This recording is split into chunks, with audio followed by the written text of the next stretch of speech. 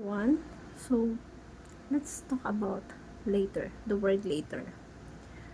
Kapag naging habit mo na sabihin later na lang, later ko na lang yung gagawin, or later ko babasahin yan, later ako pupunta sa ganito.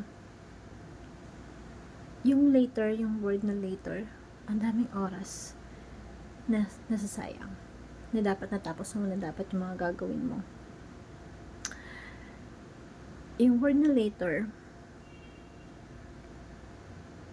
ang daming opportunity na dapat dumating sa'yo, pero napaglagpas mo dahil sa word na later. Yung word na later,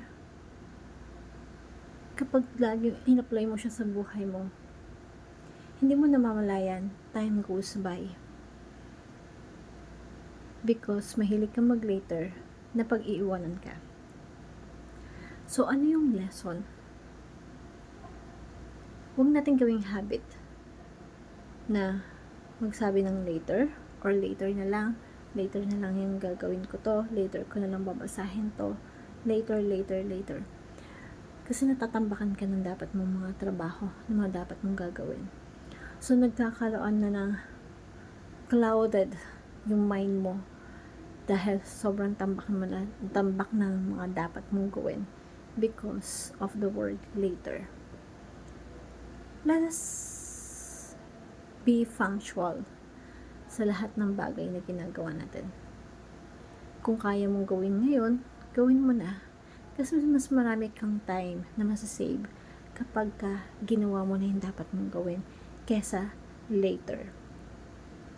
Yung word na later, pag naging habit mo siya,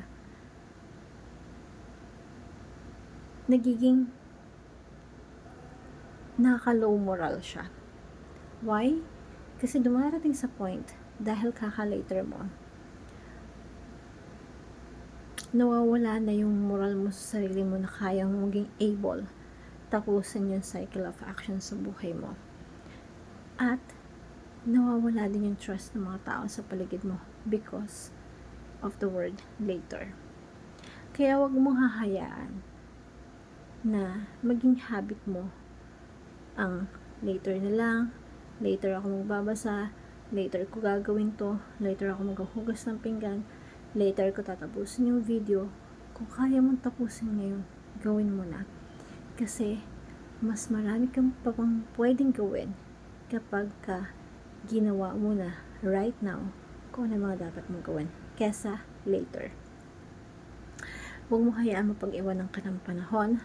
Huwag mong hayaan na yung opportunity dumaan na sa kamay mo, pero because it's later, na late ka tuloy.